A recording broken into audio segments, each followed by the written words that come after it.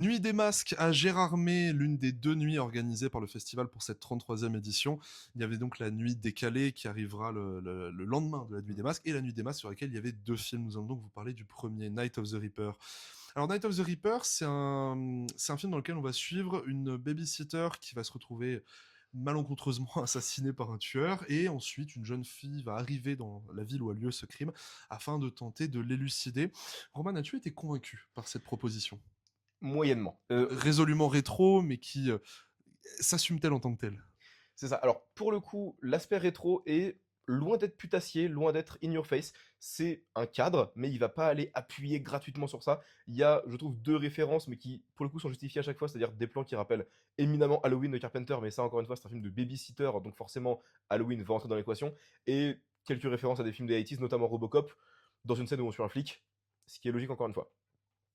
Je dirais que, alors pour le coup, je trouve le film assez bien rythmé, étonnamment, même s'il a un concept assez éculé. Mais, alors, gros bémol évidemment sur le scénario, notamment sur cette fin. Qui est un plagiat d'un film très connu des années 90, Oui, dont nous avons déjà parlé à moitié dans un épisode récent par ailleurs. oui, non, le scénario, c'est vraiment le gros aspect qui pêche sur ce C'est film-là. Scream, c'est Scream, disons-le. C'est totalement Scream. C'est totalement Scream. Le film manque aussi énormément de viande, c'est-à-dire que il a quelques effets gore assez sympas, on va être honnête, mais beaucoup trop rares pour ce qu'il est, surtout pour le contexte de projection, c'est-à-dire une nuit où on s'attend évidemment à du charclage, à de la viande sur les murs, à repeindre vraiment le mobilier en rouge. Cadre séance qui a démarré à 22h30 dans ces eaux-là, 23 heures même. ouais, dans lequel le public était plus ou moins chauffé à blanc, ouais, ça, pour de la palette de steak haché sur les murs. Galvanisé par une distribution de masques de Scream, d'ailleurs à tout le public. Exactement, qui est masque de très bonne aloi par ailleurs. Mm.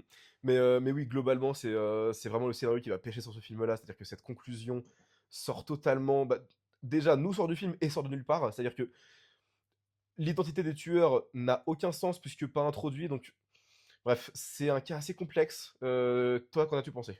Très, très mitigé, alors j'en parlerai plus en détail dans l'épisode dédié, étant donné que je pense que c'est un film sur lequel il y a beaucoup à dire, mais c'est un film dans lequel j'ai l'impression que le début, le milieu et la fin ne sont pas connectés, j'ai l'impression qu'ils appartiennent à différents films. Et si le film n'est pas détestable, notamment, tu l'as dit, par l'aspect rétro, jamais revendiqué, jamais assumé mais revendiqué. C'est-à-dire qu'il y a une idée de se dire oui, on est rétro, que ce soit par le grain de l'image, que ce soit par certaines sonorités qu'on peut entendre dans la musique, les synthés par exemple. Mm. Mais il va pas non plus, je sais pas, me mettre du The Cure ou du Scorpion pour me dire hey, à l'ancienne. Ouais, pas très mitigé en toute honnêteté. Tout n'est pas à jeter, mais je pense que je suis un peu circonspect, d'autant plus qu'il souffre de la comparaison avec le deuxième film de la nuit.